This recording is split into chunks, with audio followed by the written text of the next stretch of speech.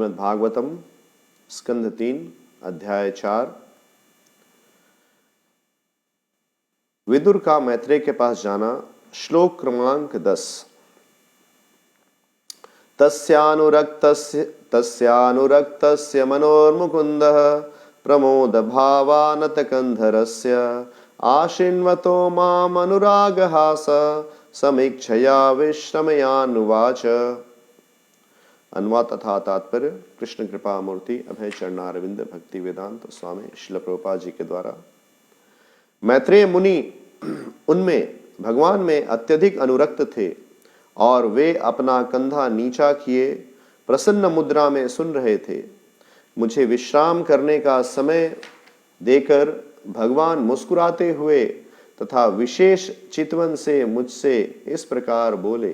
तात्पर्य, यद्यपि उद्धव तथा मैत्रेय दोनों ही महात्मा थे, किंतु भगवान का ध्यान उद्धव पर अधिक था, क्योंकि वे निष्कलंक शुद्ध भक्त थे। ज्ञान भक्त अर्थात वह जिसकी भक्ति एकात्मवाद के दृष्टिकोण से मिश्रित होती है, शुद्ध भक्त नहीं होता। यद्यपि मैत्रेय भक्त थे, किंतु उनकी भक्ति मिश्रित थी। भगवान दिव्य प्रेम के आधार पर अपने भक्तों से प्रतिपादन करते हैं, ज्ञान या सकाम कर्मों के आधार पर नहीं। भगवान की दिव्य प्रेमा भक्ति में एकत्ववाद, ज्ञान अथवा सकाम कर्मों के लिए कोई स्थान नहीं होता।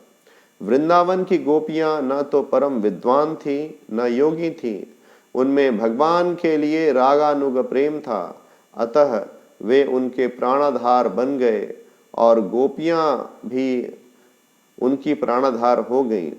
श्री चैतन्य महाप्रभु ने भगवान के साथ गोपियों के संबंध को सर्वोत्कृष्ट माना है। यहाँ पर उद्धव के प्रति भगवान का दृष्टिकोण मैत्रेय मुनि की अपेक्षा अधिक घनिष्ठ था। हरे कृष्ण। तस्यानुरक्तस्य बनैर्मुकुन्दः प्रमोद भावानतकन्धरस्य आशिन्वतो माम अनुरागहास समीक्षया विश्रमयन्नुवाच। मैत्रेय मुनि उनमें भगवान में अत्यधिक अनुरक्त थे और वे अपना कंधा नीचा करके प्रसन्न मुद्रा में सुन रहे थे।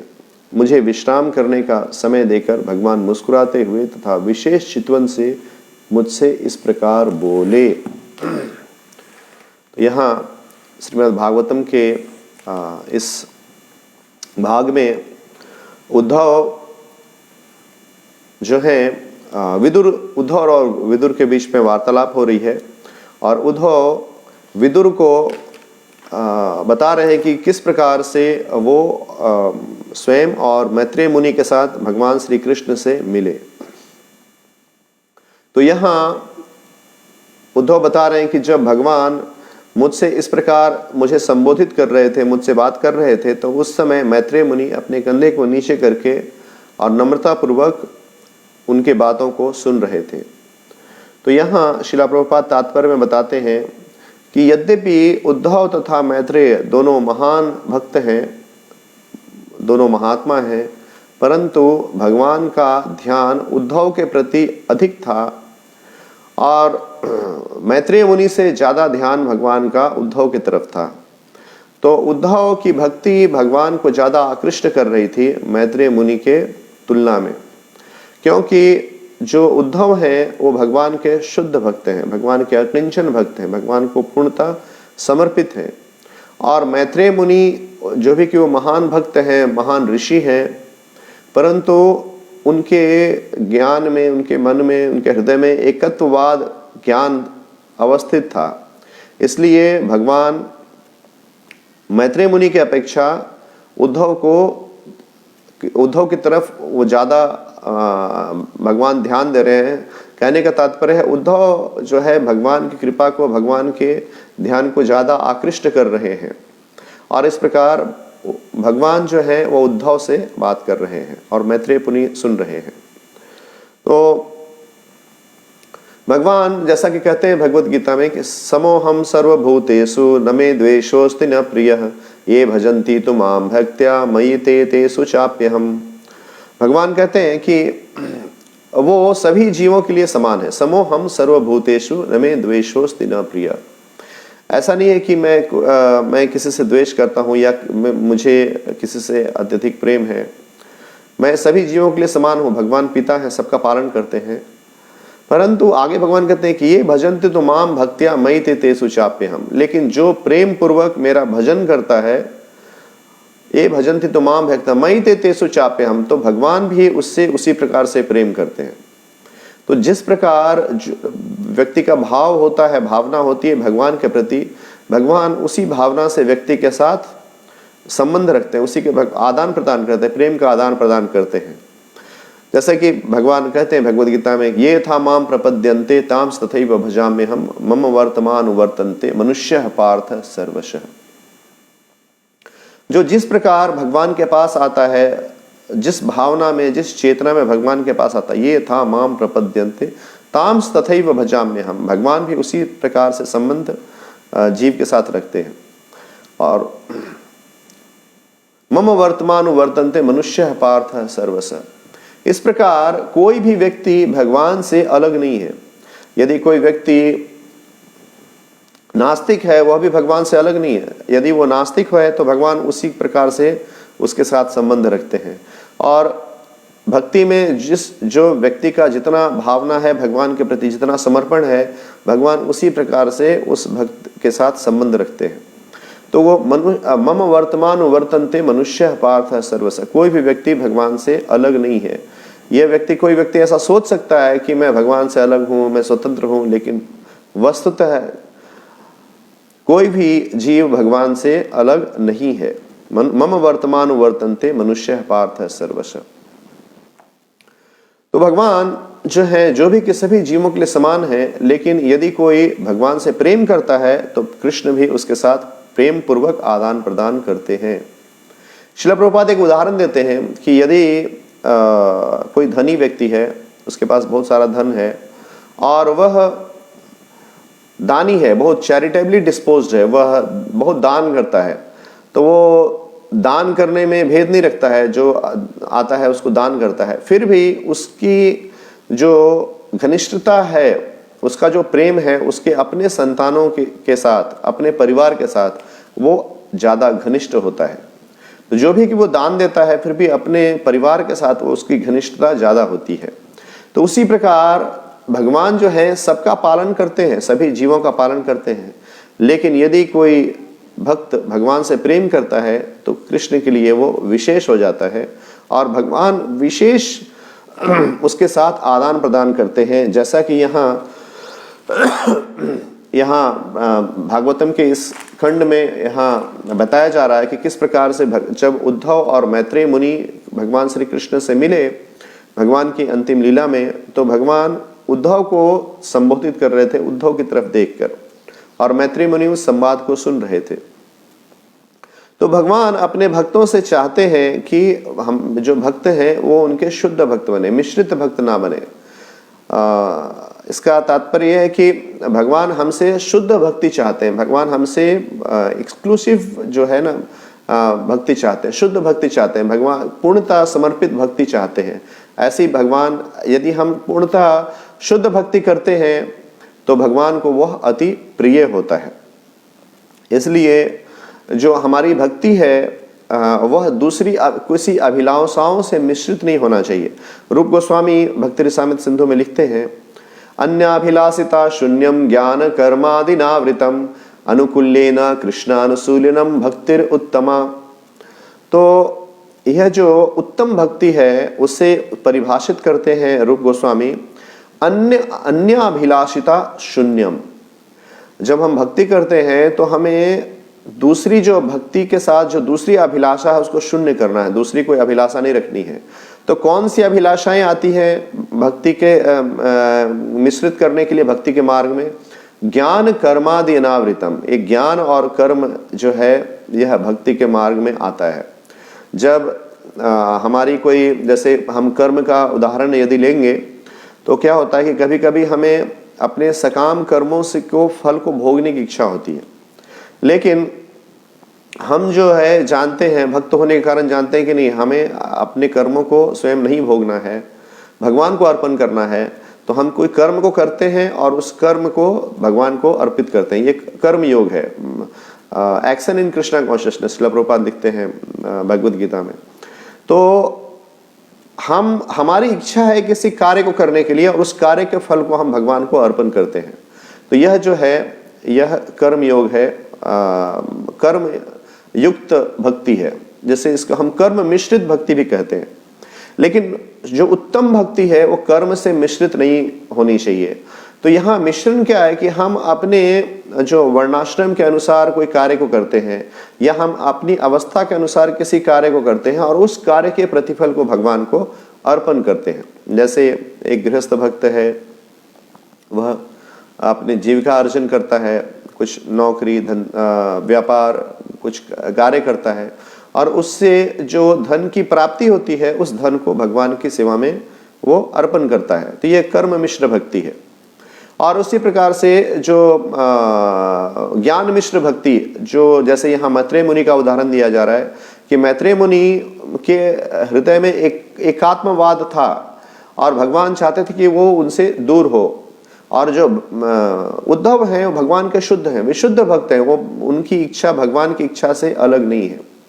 तो जो एकत्ववाद जो यदि आता है कि इस प्रकार की भावना की जो है परम सत्य जो है निर्विशेष है और हम परम सत्य में लीन हो सकते हैं, तो ये जो भावना है इसे ज्ञान मिश्र भक्ति कहते हैं। तो हमारी जो भक्ति की जो भावना है उसे रूप गोस्वामी कहते हैं कि अन्याभिलाष। कृष्ण हरे कृष्ण। कुछ कारणवश बीच में जो ब्रॉडकास्ट था वो रुक गया था, तो हम उसको वापस करते हैं। तो यहाँ रूप गोस्वामी कह रहे हैं कि अन्याभिलाषिता शून्यम ज्ञान कर्मादीनावृतम अनुकूलेन कृष्णानुशीलनम भक्तिर उत्तमा। तो यह जो ज्ञान मिश्रित और कर्म मिश्रित भक्ति है, यह भक्ति के अनुकूल है लेकिन कृष्ण के विशुद्ध भक्ति के अनुकूल नहीं है। तो कृष्ण की जो विशुद्ध भक्ति होती है वो क्या है कि अनुकूलेन कृष्णानुशीलनम, कि हम अनुकूल भाव से कृष्ण को समर्पित होते हैं। कहने का तात्पर्य हम उन कार्य को करते हैं जो कृष्ण चाहते हैं। जो ज्ञान मिश्र और कर्म मिश्र भक्ति है वह भक्ति जो है हम अपनी इच्छा को करते हैं और अपनी इच्छा को उस प्रकार से डॉवटेल करते हैं कृष्ण की सेवा में। जैसे हम अपनी इच्छा से कुछ कार्य करते हैं, उसमें जो है स्वयं को संतुष्ट करने की भावना निहित होती है, इसलिए उसे शुद्ध भक्ति नहीं कहा गया है। लेकिन जो शुद्ध भक्ति है उसमें स्वयं को संतुष्ट करने की भावना नहीं होता है, परंतु कृष्ण को संतुष्ट करने की भावना होती है। तो इसलिए रूप गोस्वामी कहते हैं कि अन्याभिलाषिता शून्यम ज्ञान कर्मादीनावृतम अनुकूलेन कृष्णानुशीलनम। हम अनुकूल भाव से कृष्णानुशीलनम, जो कृष्ण चाहते हैं हम उसको करते हैं। जैसे हम समाज में रहते हैं तो हमारा अलग अलग हम स्थान में रहते हैं। कोई व्यक्ति जो है नौकरी करता है, कोई व्यक्ति व्यवसाय करता है, इस प्रकार से। लेकिन श्रील प्रभुपाद चाहते थे कि वर्णाश्रम का स्थापना हो। तो यदि जैसे कोई भक्त जो है वह समाज में नौकरी कर रहा है, व्यापार कर रहा है और भक्ति करने का भी चेष्टा कर रहा है, तो यह जो है वो ज्ञान मिश्र भक्ति या कर्म मिश्र भक्ति है। लेकिन इससे श्रेष्ठ है कि हम जो है वर्णाश्रम में रहकर भक्ति करें। जैसे श्रील प्रभुपाद बताते हैं कि जो उन्होंने हरे कृष्ण आंदोलन की स्थापना की और श्रील प्रभुपाद जी ने कहा कि मेरा कार्य अभी 50% कार्य जो है वो अधूरा है, कि मैं वर्णाश्रम का स्थापना करना चाहता हूँ। तो वर्णाश्रम जो है उसमें क्या है कि जो ब्रह्मचारी, गृहस्थ, वानप्रस्थ, सन्यास, वो अपने अपने आश्रम में स्थित होकर अपने आश्रम के अनुकूल कार्य करते हैं। तो यह जो वर्णाश्रम है यह शुद्ध भक्ति की तरफ जीव को आसानी से लेकर जाता है, यह शुद्ध भक्ति के अनुकूल बन जाता है। तो यह भक्ति की अलग अलग अवस्थाएं हैं। जैसे कि पहले तो हम भक्ति को ग्रहण करते हैं और भक्ति के मार्ग का अनुपालन करने का अभ्यास करते हैं, जैसे कि हम साधना भक्ति कहते हैं या वैधि भक्ति कहते हैं। तो वैधि भक्ति को करने के लिए जब वैधि भक्ति करते हैं, जब शुद्ध हो जाते हैं, तो भक्ति जो है फिर अनवरत भक्ति होती है। वो अनवरत भक्ति मतलब वो रागानुगा भक्ति होती है, निरंतर भक्ति होती है। कृष्ण को एक क्षण भी कृष्ण के बिना नहीं रह सकते, एक क्षण भी कृष्ण को नहीं भूल सकते हैं। तो जब हम भक्ति करने का अभ्यास करते हैं समाज में रहकर, तो यह जो समाज की जो स्थिति है वह दैवी वर्णाश्रम में नहीं स्थित है। वह जो है, जैसे भारत में विशेषकर वर्णाश्रम अभी भी है, एक छोटी सी मात्रा में है, लेकिन उसे हम कह सकते हैं कि आसुरी वर्णाश्रम है, देवी वर्णाश्रम नहीं है, क्योंकि वहाँ पर ब्रह्मचारी, गृहस्थ, वानप्रस्थ और संन्यास अपने अनुकूल अवस्था में स्थित नहीं है। लेकिन शिला प्रभुपाद चाहते थे कि भक्तगण जो है वर्णाश्रम में रहकर उसको हम वर्णाश्रम में रहकर भक्ति करने का अभ्यास करें। तो जब हम वर्णाश्रम में रहकर भक्ति करने का अभ्यास करेंगे तो वह होगा कि अनुकूल्येन कृष्णानुशीलनम। तो वह अनुकूल भाव से हम कृष्ण को समर्पित कर सकेंगे, क्योंकि जब हम जो कर्म कर रहे हैं, जब अपने आश्रम में स्थित होकर, वर्णाश्रम में स्थित होकर जब हम कार्य करते हैं, तो वह कार्य भी कृष्ण को समर्पित होता है और हमारी भक्ति भी कृष्ण को समर्पित होती है। अभी जो है हमारे कार्य कृष्ण को समर्पित नहीं है, कार्य का जो फल है वह कृष्ण को समर्पित होता है। जैसे उदाहरणतः कोई व्यक्ति कोई कारखाने में, कोई इंडस्ट्री में कहीं काम करता है, तो जो वहाँ का जिस मालिक के लिए वो कार्य कर रहा है, तो वो मालिक जो है उससे कार्य लेता है, उसको कुछ वेतन देता है, लेकिन उसकी जो वहाँ ऊर्जा लग रही है, जो उसकी बुद्धि लग रही है, तो उससे वो जो धन अर्जित करता है, क्या वो भगवान की भक्ति में लगाता है? तो भगवान की भक्ति में उस कार्य के प्रतिफल को नहीं लगाता है। सिर्फ भक्त जो होता है वह अपने वेतन के कुछ भाग को भगवान की सेवा में लगाता है। लेकिन यह जो कार्य है, यह जो कार्य किया जा रहा है, आजकल जो कारखाने में काम होता है, वस्तुतः वो आसुरिक कार्य है। तो भक्त को उस कार्य का पाप भी भोगना पड़ता है। यदि मान लिया कि भक्त वहाँ कारखाने में काम कर रहा है और वहाँ पर जो मालिक है वो उसको सैलरी दे रहा है और वो जो उस कार्य का जो प्रॉफिट है उसको ले रहा है, और उसको यदि वो पाप कर्म में लगा रहा है, तो हमें उस पाप कर्म का भी भागीदार बनना पड़ेगा, क्योंकि हम उसी मालिक के लिए सेवा कर रहे हैं। तो इस प्रकार से जो भक्ति को करना, भक्त अभ्यास कर रहा है, अच्छा है, परंतु ये बहुत ही कठिन है। लेकिन यदि कोई व्यक्ति वर्णाश्रम में स्थित होकर भक्ति कर रहा है, तो वहां पर वो जो कार्य कर रहा है, जैसे मान लिया कि वहां जो वर्णाश्रम है वहां पर 4 वर्ण 4 आश्रम को स्थापित करते हैं। जैसे वहाँ ब्राह्मण है, क्षत्रिय है, वैश्य है, शूद्र है। तो मान लिया कि वहाँ जो भक्तगण हैं वैश्य का काम कर रहे हैं, तो वहाँ यदि वो खेती कर रहे हैं, तो खेती का जो कार्य होगा उसमें से जो अनाज उपजेगा उसको भगवान की सेवा में लगाई जाएगी। तो वह जो है भक्ति के लिए ज़्यादा अनुकूल है, और उसे हम कह सकते, इसलिए भगवान ने वर्णाश्रम का स्थापना किया। भगवान ने कहा, भगवद गीता में कहते हैं कि चातुर्वर्णम मया सृष्टम गुण कर्म विभागसः तस्य कर्तारम अपि माम वैधि कर्तारम अव्ययम। तो यह जो भगवान ने वर्णाश्रम को स्थापित किया, इसलिए भगवान ने वर्णाश्रम को स्थापित किया जिससे कि बद्ध जीव वर्णाश्रम में स्थित होकर अपने स्वभाव के अनुसार उसमें लगकर भगवान की सेवा में वो अग्रसित हो सके, आगे बढ़ सके, और अनुकूल भावना से वो बहुत त्वरित जो है भगवान के शुद्ध भक्ति में स्थापित हो सके। तो वस्तुतः श्रील प्रभुपाद चाहते हैं कि वर्णाश्रम की स्थापना हो, क्योंकि वर्णाश्रम में स्थित होकर भक्त अनुकूल भावना से भक्ति करके शुद्ध भक्ति को वो त्वरित उसे प्राप्त कर सकते हैं। तो उसमें क्या होगा कि उसके जो कर्म है वह भी भगवान को अर्पित होंगे, और उसकी जो भक्ति है वह भी भगवान को अर्पित होगा।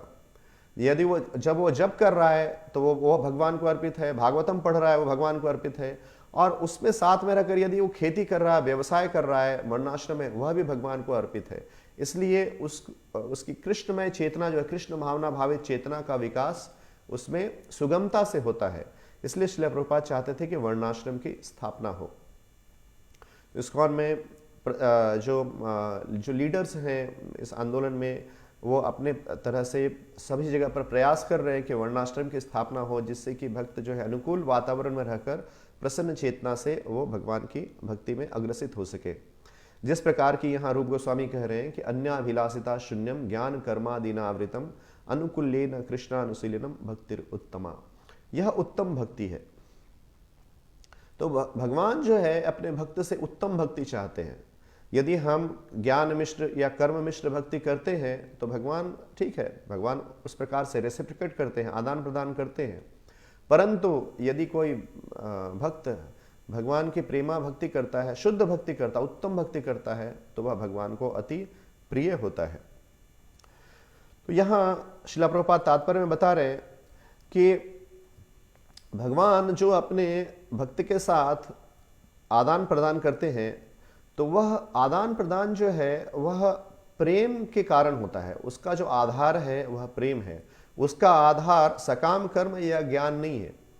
जैसे यदि कोई व्यक्ति को बहुत जो है ज्ञान हो, तो उस ज्ञान से भगवान आकर्षित नहीं होते हैं। लेकिन यदि वो ज्ञान जो है वह ज्ञान से वह कृष्ण की तरफ अग्रसित होने का प्रयास कर रहा है, तो भगवान उसको जो जिस अनुपात में वह ज्ञान के साथ भगवान से प्रेम कर रहा है, तो भगवान उसे उसी प्रकार से उसके साथ संबंध रखते हैं। उसी प्रकार सकाम कर्म जो है, यदि कोई व्यक्ति सकाम कर्म कर रहा है लेकिन सकाम कर्म के प्रतिफल को वो प्रेम पूर्वक भगवान को अर्पण करता है, तो भगवान उसके प्रेम के आधार पर उसके साथ आदान प्रदान करते हैं। तो कहने का तात्पर्य यह है कि भगवान जो अपने भक्त के साथ आदान प्रदान करते हैं, वह उसका आधार जो है प्रेम है, उसका आधार सकाम कर्म या ज्ञान नहीं है। जिस मात्रा में भक्त को प्रेम है, उसी मात्रा में भगवान उसके साथ आदान प्रदान करते हैं। और भगवान की इच्छा होती है कि जो भक्त है वह सकाम कर्म और ज्ञान को त्याग कर वो मेरे उत्तम भक्ति में लगे, जिससे कि वो भगवान को अतिशय प्रिय है। तो भगवान के साथ जो प्रेम का आदान प्रदान है, उसमें जो आधार है वह प्रेम है, उसमें ज्ञान और सकाम कर्म का कोई स्थान नहीं है।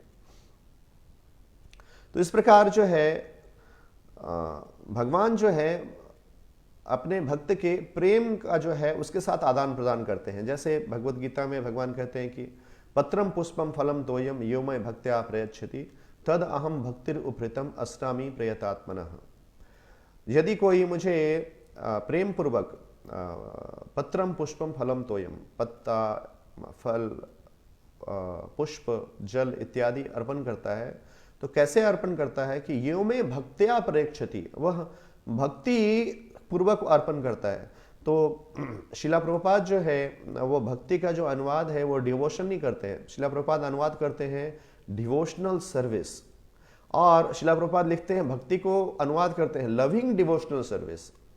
कहने का अर्थ है कि प्रेम पूर्वक जो सेवा की गई है वह भक्ति है।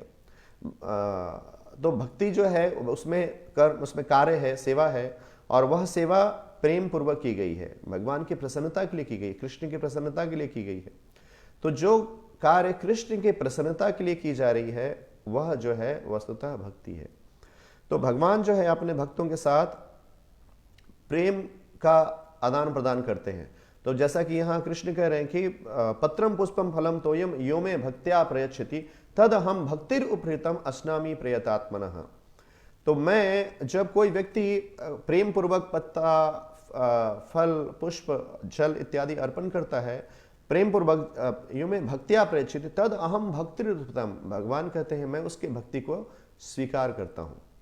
तो कृष्ण जो है वस्तुतः उस वस्तु को अर्पण नहीं कर रहे हैं, वस्तु को स्वीकार नहीं कर रहे हैं। यदि प्रेम पूर्वक वस्तु को दिया जाए तो वस्तु को भी स्वीकार करते हैं भगवान, और लेकिन भगवान जो है उसके प्रेम को देखते हैं कि कितना जो है कि किस प्रकार से प्रेम पूर्वक अर्पण कर रहा है, तो पहले उसके प्रेम को अर्पण देखते हैं। तो यदि कोई वस्तु कृष्ण को बिना प्रेम के अर्पण की जाए, भगवान उसके स्वीकार नहीं करते हैं। जैसे कि हम भगवान की लीला में देखते हैं कि इसमें कहा गया दुर्योधन का भोग न खायो, शाक विदुर घर खायो।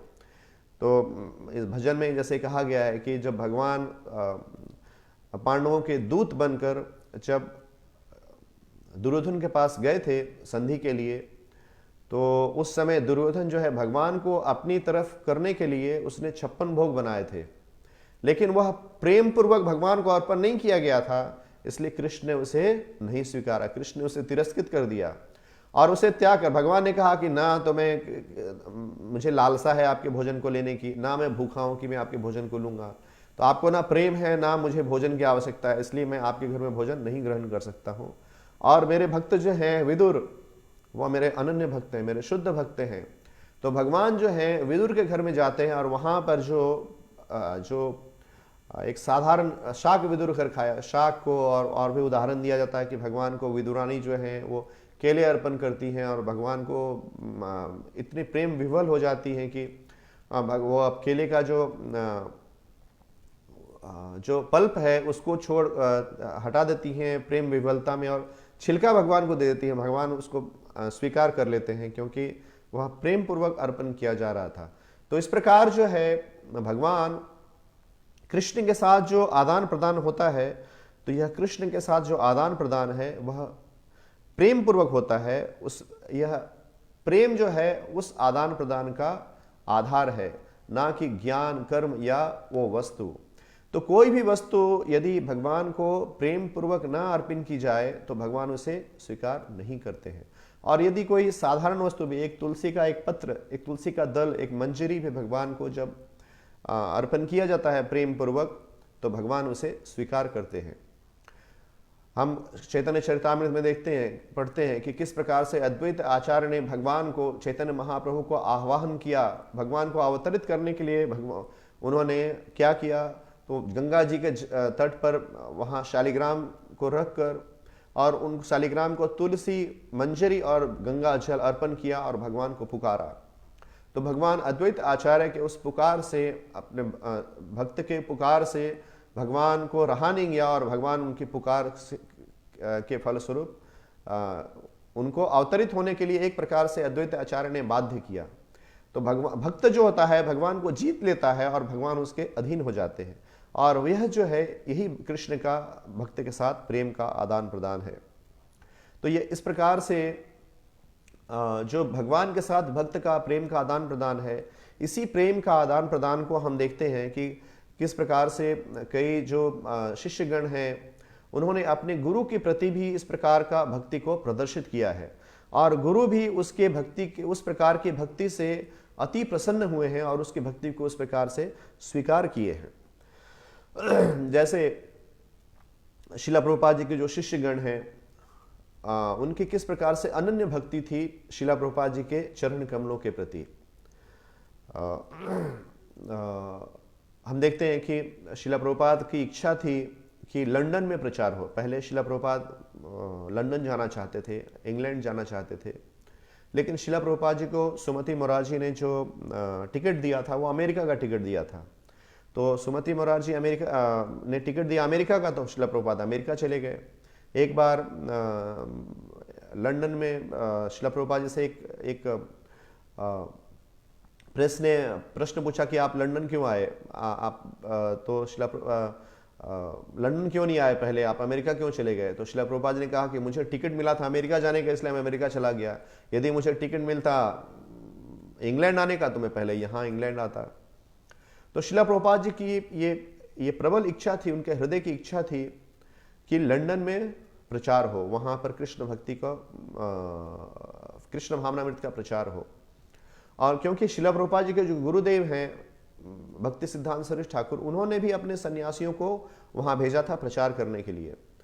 और श्रील प्रभुपाद कहते थे कि उस समय लंदन जो था वो वर्ल्ड का एक तरह से कहेंगे केंद्र था, पूरे विश्व का केंद्र था, इसलिए वहाँ प्रचार होना, ये प्रचार करना, कृष्ण भावनामृत का प्रचार श्रील प्रभुपाद जी की प्रबल इच्छा थी। और उस इच्छा को श्रील प्रभुपाद जी के गृहस्थ भक्तों ने पूरा किया। कैसे पूरा किया? क्योंकि वो श्रील प्रभुपाद जी को पूर्णतः समर्पित थे। वो श्रील प्रभुपाद जी के आदेशों का पालन करने के लिए, श्रील प्रभुपाद जी की प्रसन्नता के लिए, कोई भी कार्य करने के लिए वो हमेशा तत्पर रहते थे, भले ही वो कार्य असंभव ही क्यों ना प्रतीत हो। यदि हम पढ़ेंगे श्याम सुंदर प्रभु ने पुस्तक लिखा है किस प्रकार से, जो चेजिंग राइनोज विद द स्वामी, उसमें बहुत विस्तार से उन्होंने लिखा है, सभी भक्तों को पढ़ना चाहिए कि किस प्रकार से लंदन में जो है कृष्ण भावनामृत का स्थापना हुआ।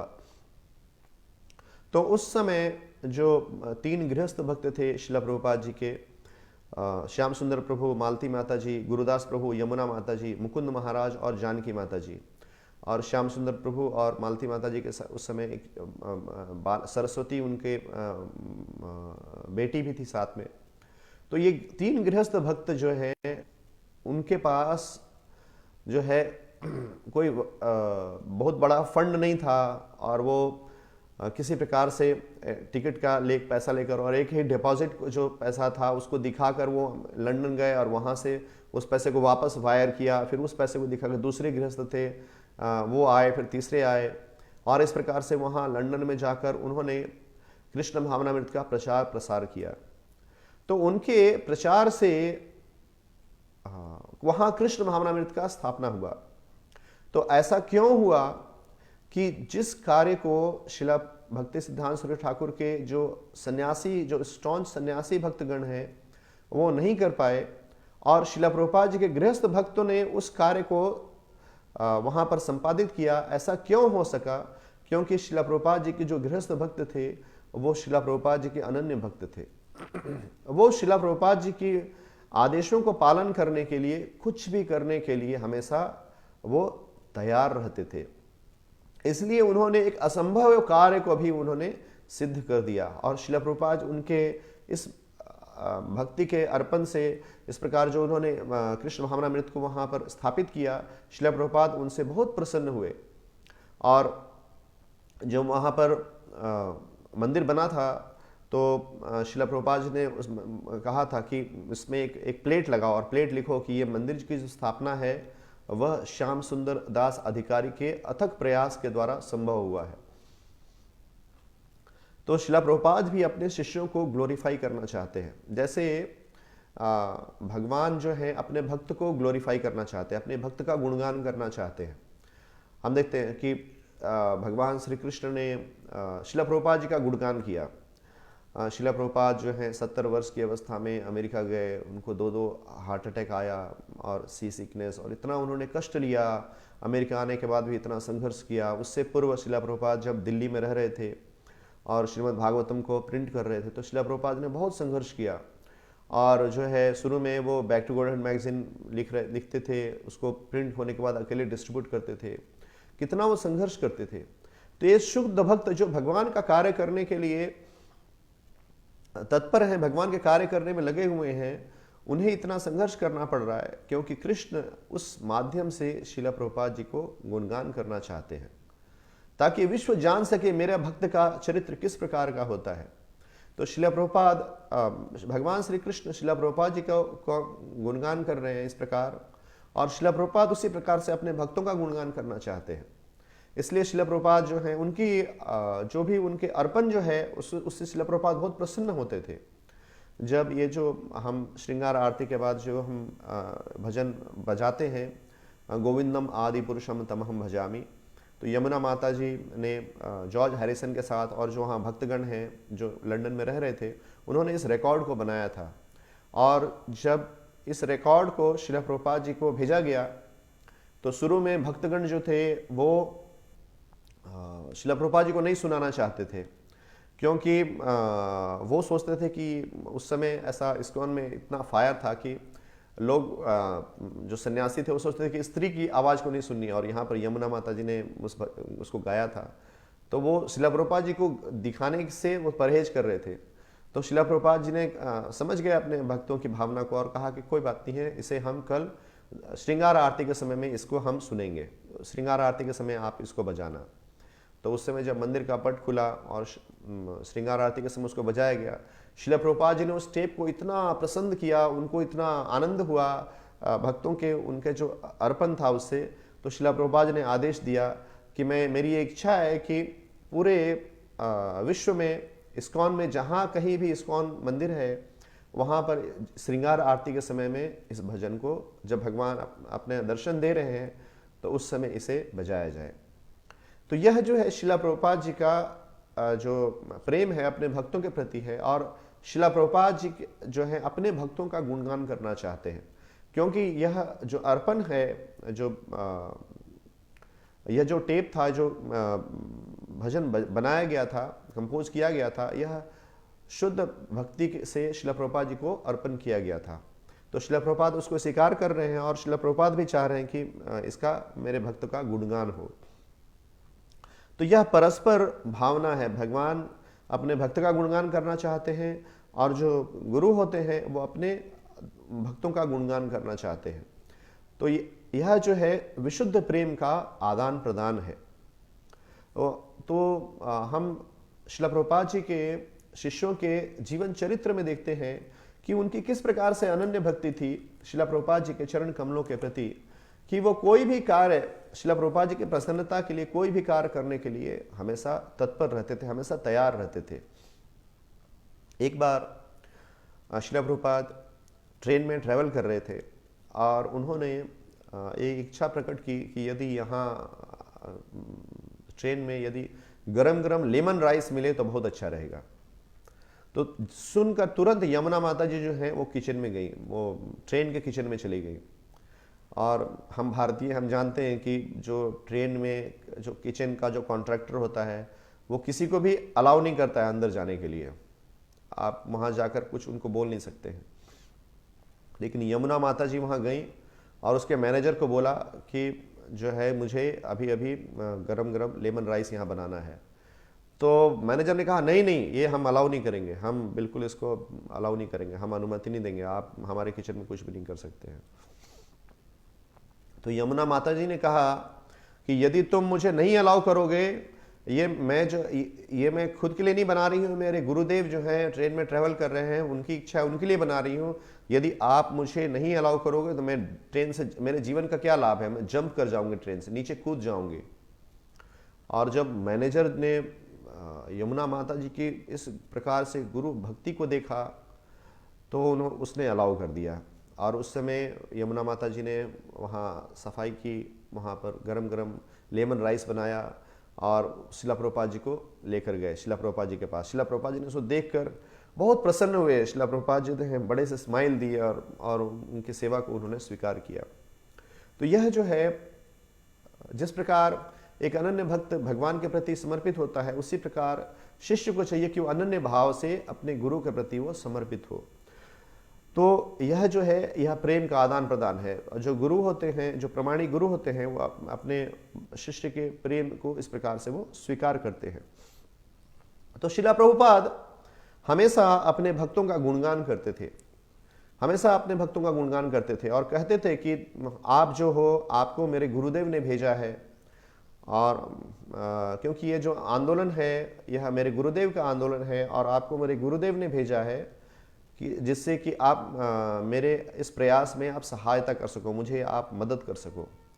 तो इस प्रकार जो भी व्यक्ति इस्कॉन में आता था, शिला प्रभुपाद उसे अपने गुरु का भेजा हुआ एक दूत उसको समझते थे, उसको मानते थे। और शिला प्रभुपाद अपने भक्तों का इस प्रकार से गुणगान करते थे। एक बार शिला प्रभुपाद ने को एक भक्त ने कहा, जैसे कि वृंदावन के षट गोस्वामी हैं, उसी प्रकार जो है भक्ति विनोद ठाकुर को हम कहते हैं सेवेंथ गोस्वामी, क्योंकि भक्ति विनोद ठाकुर जो है, जो भी गृहस्थ थे, उनका जीवन एक उसी प्रकार से उनका जीवन था जैसे कि वृंदावन में षट गोस्वामी हैं, जो रूप सनातन भट्ट, उसी प्रकार से जो भक्ति विनोद ठाकुर का भी जीवन था। तो उनको कहा जाता है कि आप सेवेंथ गोस्वामी हैं। तो शिला प्रभुपाद जी को एक भक्त ने कहा कि Srila Prabhupada you are the 8th Goswami, आप 8वें गोस्वामी हैं। तो शिला प्रभुपाद ने कहा कि यू आर द 9th, तुम 9वें गोस्वामी हो। तो कहने का तात्पर्य है कि यदि हम गुरु के वाणी को यथारूप स्वीकार करते हैं और उसका पालन करते हैं, तो यह जो है वह शुद्ध भक्ति है। और यहाँ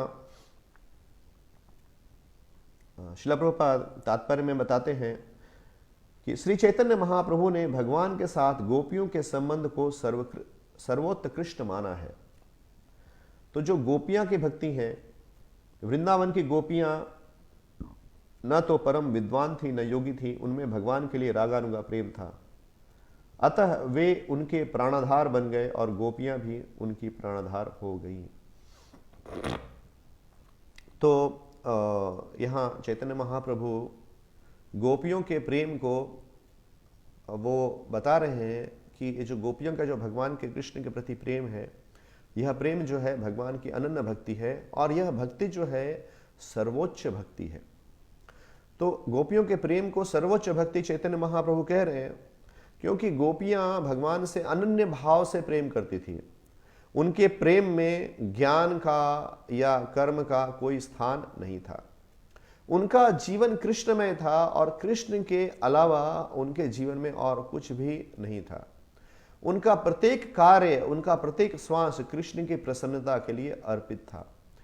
इस प्रकार से उनका जो प्रेम है वह अनन्य प्रेम है, और वह उस प्रेम को चैतन्य महाप्रभु बता रहे हैं कि यह सबसे ऊंचा प्रेम है, और सभी जीवों को भी उस प्रेम को उससे शिक्षा लेने के लिए, उस प्रेम का गुणगान करने के लिए चैतन्य महाप्रभु सभी जीवों को भी कह रहे हैं, और उसी प्रेम को चैतन्य महाप्रभु प्रदान कर रहे हैं।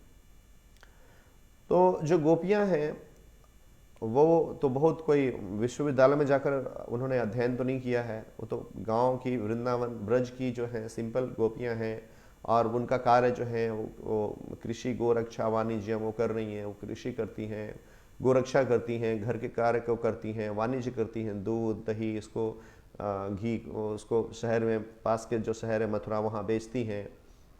तो वो जो इस प्रकार से वो कार्य कर रही हैं, लेकिन वो भगवान की अनन्य भक्त हैं, क्योंकि उनका जीवन कृष्ण को पूर्णतः समर्पित है।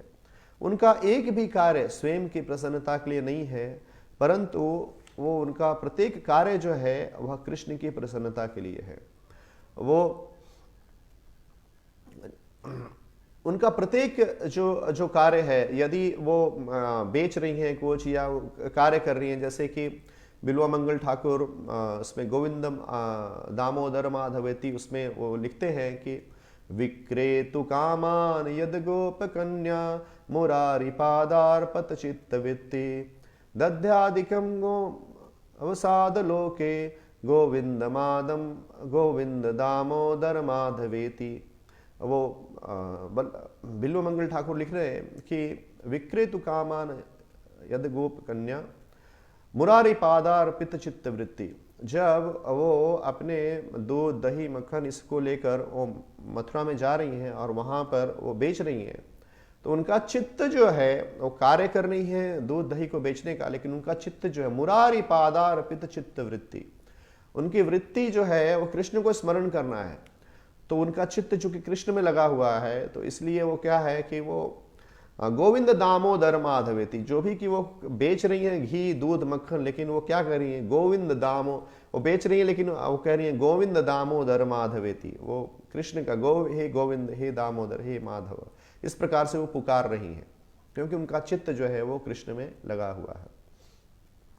तो वो जो भी कार्य करती हैं, वो दूध महती हैं, दही को मथती हैं, मक्खन बनाती हैं, घी बनाती हैं, या अपने खेती के कार्य करती हैं, या अपने बालकों को अपने बालकों को देख रेख करती हैं, अपने पति की सेवा करती हैं। तो प्रत्येक समय में उनका चित्त जो है गोविंद दामोदर माधवेति। वो यदि वो अपने बच्चों को दूध भी पिला रही हैं, यहाँ यशोदा माता का वर्णन करती हैं कि यशोदा माता जो है कृष्ण को दूध पिला रही हैं, तो उस समय क्या कहती हैं यशोदा माता, गोविंद दामोदर माधवेति, उनका चित्त जो है कृष्ण में लगा हुआ है। तो गोपियों का जो चित्त है इस प्रकार से कृष्ण के चरण कमलों में लगा हुआ है। उनका प्रेम जो है विशुद्ध प्रेम है, अनन्य प्रेम है। और इसलिए जब उद्धव, जिनका कि यहाँ वर्णन आ रहा है कि उद्धव किस प्रकार से भगवान उद्धव को संबोधित कर रहे हैं, तो उद्धव को जब भगवान वृंदावन में ब्रज में भेजते हैं गोपियों को सांत्वना देने के लिए, क्योंकि कृष्ण जो है अभी उस लीला में वृंदावन को छोड़कर मथुरा आ गए हैं, जो भी कृष्ण वृंदावन को कभी नहीं छोड़ते हैं। और जब वो मथुरा आ गए और वहाँ से भगवान द्वारका आ गए, तो द्वारका से जब विदुर उद्धव जब वृंदावन जाते हैं और जब उनके विशुद्ध प्रेम को देखते हैं तो उद्धव जो है उनके प्रेम से वो बिल्कुल आश्चर्यचकित हो जाते हैं। कितना, किस प्रकार का इनका प्रेम है, कितना विशाल है इनका प्रेम कितना गहरा है। वो ब्रज में प्रत्येक व्यक्ति जीवों के स्थिति को देखते हैं।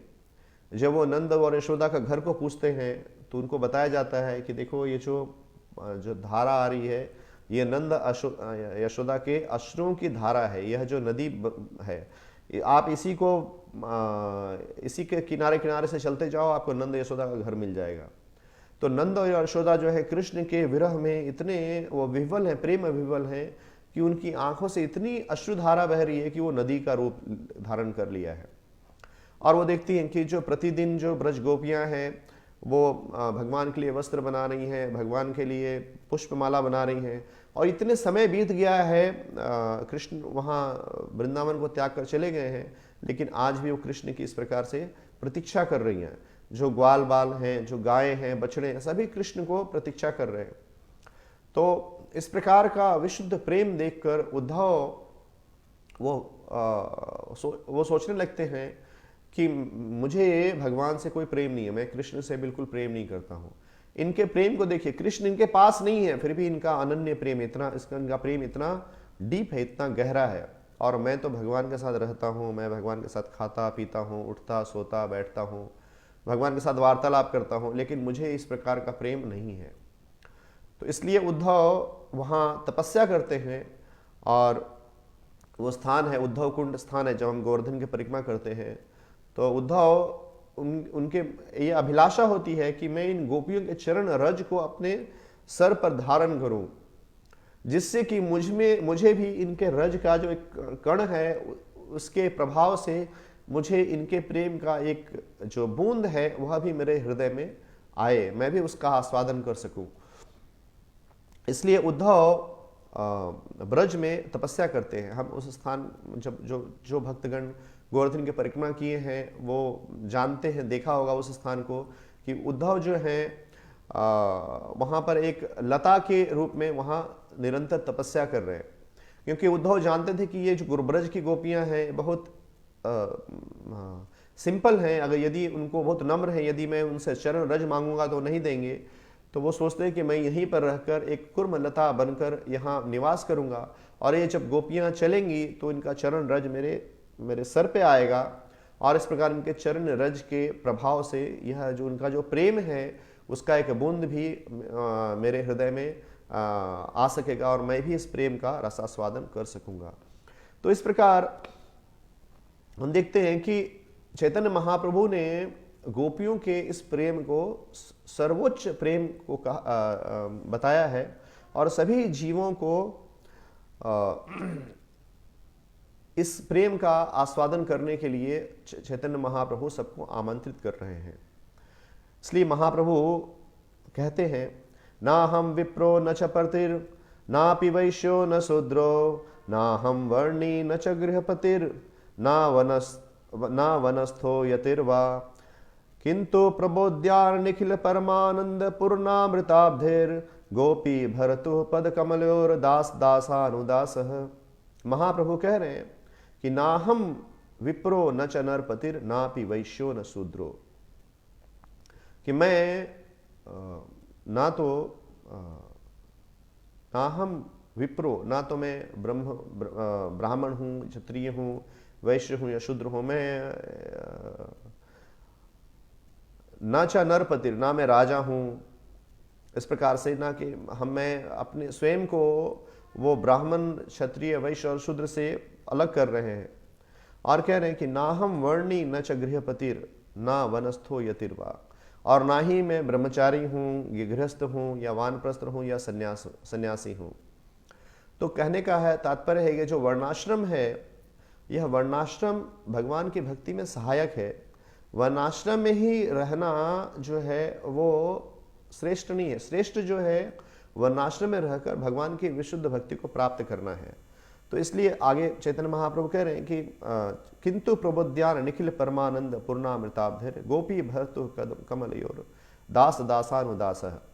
तो मैं उन भक्तों के उनके दासों का दास हूँ गोपी भरतु पद कमलयोर, जो कि गोपियों के स्वामी हैं, गोपियों के मालिक हैं। तो जो गोपियों के जो मालिक हैं, गोपीनाथ जो हैं, उनके दासों का दास हूँ। तो यह जो है भक्ति में दासों का दास बनना, यह श्रेष्ठ स्थान है और महाप्रभु भी उस स्थान को स्वीकार कर रहे हैं और भक्तों को भी उस स्थान को स्वीकार करने के लिए भगवान प्रेरित कर रहे हैं। तो इस प्रकार से जो भगवान जो है वो अपने भक्तों से प्रेम करते हैं, भगवान भक्तवत्सल हैं और भक्त जो है भगवान से प्रेम करते हैं। तो एक भक्त का जीवन है कि वो कृष्ण का प्रेमी बने, हम कृष्ण को प्रेम कर सके, ये हमारा जीवन का सर्वोच्च सिद्धि है। एक बार श्रील प्रभुपाद जी को भक्तों ने पूछा कि श्रील प्रभुपाद आपको क्या चीज़ प्रसन्न करेगा, आपको सबसे ऊंचा जो है किस बात से सबसे ज़्यादा प्रसन्नता होगी, या हम सुंदर मंदिर बांधें, बड़े मंदिर बांधें, या पुस्तकों का वितरण करें। तो श्रील प्रभुपाद ने कहा कि just try to love Krishna. यदि आप कृष्ण से प्रेम करोगे तो वह मुझे प्रसन्न करेगा। तो जो गुरु हैं वह भी चाहते हैं कि हम कृष्ण प्रेमी बने, हम कृष्ण के अनुरूप कार्य करें, जो कृष्ण को प्रेम करने, कृष्ण को संतुष्ट करने वाला कार्य है, उस कार्य में हम संलग्न हो। तो यह जो है इस प्रकार के कार्य को करने के लिए जो आचार्य हैं वो हमें प्रेरित कर रहे हैं। तो हम किस प्रकार से कृष्ण को प्रेम कर सकते हैं, तो इसकी शिक्षा, क्योंकि हम तो नहीं जानते हैं कि कृष्ण कौन है, कृष्ण का प्रेम भी क्या है, इसको हम नहीं जानते हैं। और शास्त्र बताता है कि प्रेमा पुमार्थो महान, ये जो जीव का जो हाईएस्ट गोल है, जो सब सर्वोच्च लक्ष्य है, वह प्रेमा पुमार्थो महान, भगवान के विशुद्ध प्रेम में स्थित होना है। लेकिन हम तो अज्ञान में हमारा जन्म हुआ, ओम अज्ञान तिमिर अंधस्य ज्ञानांजन शलाकया, हमारा जन्म जो है वो तो अज्ञान में हुआ है। हम ये नहीं जानते कि कृष्ण कौन है, कृष्ण का प्रेम क्या है, कृष्ण को कैसे प्रसन्न करेंगे, हम कुछ नहीं जानते हैं। तो हम कैसे कृष्ण प्रेमी बनेंगे, तो हमें जो सदगुरु हैं, जो उनके सदगुरु के आदेशों का पालन करना है। कैसे पालन करना है, दास दास दास अनुदास बनकर।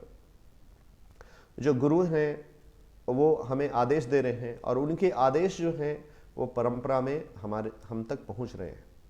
और जब हम उनके आदेशों का इस प्रकार से परंपरा में पालन करते हैं तो यस्य प्रसादाद भगवत प्रसादो यस्य प्रसादान नगति कुतोपि, उनकी कृपा से हमें यस्य प्रसादात भगवत प्रसादो, उनकी कृपा से हमें कृष्ण की कृपा प्रदान होती है, प्राप्त होती है। उनकी कृपा से कृष्ण की कृपा प्राप्त होती है। यस्य प्रसादान नगति कुतोपि, यदि उनका कृपा नहीं मिले, यदि हम गुरु को अप्रसन्न कर रहे हैं, हम कृष्ण को कभी प्रसन्न नहीं कर सकते, कभी भी कृष्ण को प्रसन्न नहीं कर सकते हैं। यदि हम किसी वैष्णव को अप्रसन्न कर रहे हो या हम गुरु को अप्रसन्न कर रहे हो, कृष्ण जो है कभी भी गुरु अवज्ञा को स्वीकार नहीं करते हैं। यदि हम कृष्ण को कभी अपराध कर दें, कृष्ण हमें क्षमा कर देते हैं, लेकिन यदि हम किसी वैष्णव का को अवज्ञा करते, अपराध करते, कृष्ण हमें कभी क्षमा नहीं करते हैं। तो हमें ये जो कृष्ण का जो प्रेम है यह परंपरा में आता है और यह परंपरा में हम इसे दासानुदास भावना से ही इसे स्वीकार कर सकते हैं। तो हमें गुरु के आदेश को परंपरा में इसको स्वीकार करना है। जैसे श्रील प्रभुपाद ने ये ज्ञान दिया, सभी आचार्यों के जो उनके शास्त्र, जो ग्रंथ आचार्यों ने दिए हमें, उन सबको श्रील प्रभुपाद जी ने कंपाइल किया अपने भक्ति वेदांत परपट्स के द्वारा, अपने भक्ति वेदांत तात्पर्य के द्वारा, और हमें श्रीमद् भागवतम, भगवद गीता और इस चैतन्य चरितामृत, भक्ति रसामृत सिंधु, उपदेशामृत, ये सारे ग्रंथों को श्रील प्रभुपाद जी ने हमें प्रदान किया है, जिसमें कि हमारे सारे पूर्ववर्ती आचार्यों की शिक्षा निहित है। तो इस शिक्षा को हम परंपरा के माध्यम से इसे स्वीकार करते हैं, इसको पढ़ते हैं, इसका अध्ययन करते हैं, इसको अपने जीवन में अंगीकार करने का प्रयास करते हैं, और परंपरा में जो हमें सेवा दी गई है उसको हम ग्रहण करते हैं और उसको हम प्रतिपादन करते हैं। जैसे श्रील प्रभुपाद जी ने अपने शिष्यों को शिक्षा दी, उनके शिष्यगण जो हैं वो हमें शिक्षा दे रहे हैं, और इस प्रकार से जो है परंपरा आगे बढ़ रहा है। तो शिला जो भगवान है वो भक्त के प्रेम को अपने गुरु के द्वारा दी गई है उसे स्वीकार करते हैं। यदि हमें गुरु से प्रेम है, यदि गुरु को समर्पित हैं, तो हम अवश्य गुरु के प्रति हम कृष्ण हमें स्वीकार करेंगे। और यदि हम ये कहेंगे कि हम कृष्ण के भक्त हैं और हम जो है अपने गुरु के प्रति समर्पित नहीं हैं, तो कृष्ण उसे हमें कभी स्वीकार नहीं करेंगे। रामानुजाचार्य की लीला में एक उदाहरण आता है कि एक बार रामानुजाचार्य कहीं पर गए थे, तो वहाँ उनका एक भक्त शिष्य था। वो अमीर था, शिष्य धनवान था, और जो है उन्होंने अपने भक्त को उनके शिष्य में घर में भेजा और कहा कि रामानुजाचार्य जो हैं वहाँ आना चाहते हैं, वो आपके घर में आना चाहते हैं। तो वो जो रामानुजाचार्य का जो भक्त था वह तुरंत अरेंजमेंट में रुक गया और इस भक्त को बिठाना, उसको जल पूछना है, प्रसाद पूछना, आप कैसे आए हो, ये सब पूछना उन्होंने ध्यान नहीं दिया। उन्होंने सोचा कि गुरु आ रहे हैं तो इस भक्त को क्या सोचना, ये तो साधारण सा भक्त है, हम गुरु की सेवा करेंगे, गुरु के लिए हम सारा सामग्री जुटाएंगे, और इस प्रकार सारा अरेंजमेंट करने में लग गया। लेकिन भक्त को उन्होंने जो है सम्मान नहीं दिया, और भक्त को जो प्रेम देना चाहिए था, भक्ति प्रदान करनी चाहिए, उनको बिठाना चाहिए था, जल पूछना चाहिए था, वो सब नहीं पूछा।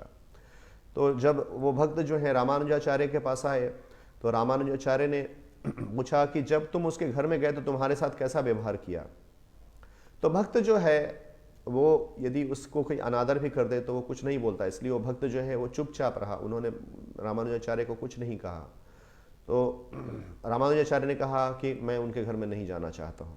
रामानुजाचार्य ने, जो मेरे भक्त का सम्मान नहीं, जिसे नहीं करना नहीं आता है, जो मेरे भक्त को प्रेम नहीं दे सकता है, मैं उसके घर में जाकर मैं प्रसाद नहीं ग्रहण करूँगा। और रामानुजाचार्य ने मना कर दिया उस भक्त के घर में जाने से। और उसके बाद उन्होंने, रामानुजाचार्य ने उस भक्त को एक ब्राह्मण के घर में भेजा। जो ब्राह्मण अति जो था वो दीन था, वो निर्धन था, वो बिल्कुल निर्धन था, और वो जो है उसके घर में जाने के लिए उसके घर में उस भक्त को भेजा। और वो जो निर्धन ब्राह्मण था, विशुद्ध ब्राह्मण था, और उस भक्त को बहुत प्रेम से आदान प्रदान किया। जब उस ब्राह्मण ने उस भक्त को अपने घर में देखा तो उसकी ऐसी भावना थी कि साक्षात रामानुजाचार्य ही अपने भक्त के रूप में आए हैं। तो जैसे कभी कभी होता है कि हम कोई मंदिर से कोई ब्रह्मचारी हमारे घर में आते हैं, तो भक्त लोग कहते हैं कि अरे प्रभु जी आप आए, आज तो राधा गोपीनाथ ही मेरे घर में आ गए। क्योंकि जो भक्त हैं, तो जो मंदिर के जो ब्रह्मचारी हैं, वो जब किसी के घर में जा रहे हैं तो गृहस्थ को ऐसा लगता है कि अरे भगवान के भक्त आए हैं, इसका मतलब भगवान भी आ गए हैं। तो इस प्रकार की भावना जो है वो भावना बहुत ही उत्तम भावना है कि भक्तों को इस प्रकार से प्रेम देना, जैसे कि हम भगवान को प्रेम देते हैं, हम भगवान के गुरु को प्रेम देते हैं, इसी प्रकार भक्तों को प्रेम देना।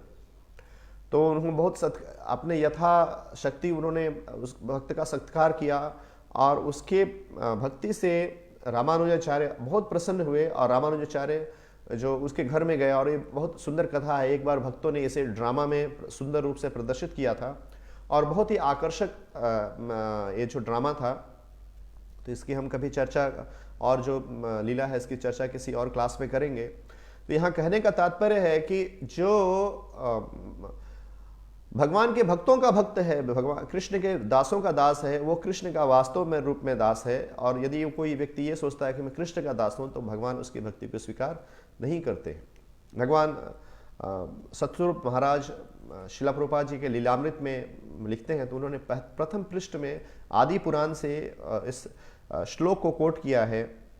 ये मे भक्ता जना पार्थ न मे भक्ता शते जना मद भक्ता नाम च ये भक्ता ते में भक्ता तमामता। वो कोट करके बताते हैं कि ये में भक्ता जना पार्था, हे पार्थ, कृष्ण अर्जुन को कह रहे हैं, ये में भक्ता जना पार्था, जो ये कहता है कि मैं कृष्ण का भक्त हूं, जो ये कहता है कि जो मेरा भक्त है, न में भक्ता चते जना, वो लोग जो हैं मेरे भक्त नहीं है। जो कहता है मैं कृष्ण का भक्त हूं, भगवान कह रहे हैं कि वो कृष्ण, वो मेरे भक्त नहीं है। मद भक्ता नाम चाहिए भक्ता तेने भक्ता तमामता, जो मेरे भक्तों का भक्त है वो वास्तव रूप में मेरा भक्त है। तो इस प्रकार हम भगवान के को जो प्रेम करते हैं, वह प्रेम जो है भगवान के भक्तों से प्रेम करके भगवान को प्रेम करते हैं, गुरु को प्रेम करके भगवान को प्रेम करते हैं। तो हमें जो पूरी इस्कॉन संस्था है, इसकी जो संस्कृति है, जो श्रील प्रभुपाद जी ने यह संस्कृति हमें दी है, प्रदान की है, कृष्ण भावनामृत का जो ज्ञान और संस्कृति प्रदान की है, यह संस्कृति यही है, यह संस्कृति है कि हम संकीर्तन करते हैं। हम अकेले कृष्ण को प्रेम करने का प्रयास नहीं करते, भक्तों के समूह में, भक्तों के साथ हम सेवा करते हैं। जो भी हमारा कार्य है, वह कार्य जो है संकीर्तन है। हम सारा कार्य को भक्तों के संग में रहकर भक्ति करते हैं। जैसे हम भगवान के लिए भोग बनाते हैं, भक्तों के साथ बनाते हैं, कीर्तन करते हैं, भगवान के साथ करते हैं, और कथा करते हैं। कथा में एक व्यक्ति कृष्ण कथा को करता है, दूसरे जो कथा को सुनते हैं। तो इस प्रकार जो है हम भक्तों के मध्य में जो प्रेम का आदान प्रदान करते हैं, वही वास्तव में कृष्ण का वास्तविक प्रेम है। और जो इस प्रकार से जो व्यक्ति भगवान को अनन्य भावना से प्रेम करता है, तो भगवान उस को वो भक्त जो है वो अति प्रिय है। जैसा कि श्रीमद् भागवतम के इस भाग में यहाँ बताया जा रहा है कि किस प्रकार से भगवान जब उद्धव के साथ, और मैत्री मुनि भी वहाँ उपस्थित थे, तो उद्धव चूँकि भगवान के शुद्ध भक्त हैं, इसलिए उनकी भक्ति भगवान को आकृष्ट कर रही थी, और मैत्री मुनि उसको ध्यानपूर्वक सुन रहे थे। तो भगवान मैत्री मुनि से उतने आकर्षित नहीं हुए जितने कि उद्धव से हुए, क्योंकि उद्धव भगवान के अनन्य भक्त हैं। तो यहाँ हम विराम देते हैं, और जो भक्त जो हैं कोई प्रश्न है या कुछ इसमें बोलना चाहते हैं तो वो उसमें कमेंट करके आप लिख सकते हैं। हरे कृष्णा कृष्णा कृष्णा हरे हरे, हरे राम राम राम हरे हरे। ग्रंथराज श्रीमद् भागवतम की जय, श्रील प्रभुपाद की जय, गौर प्रेमानंदे, हरि हरि बोल।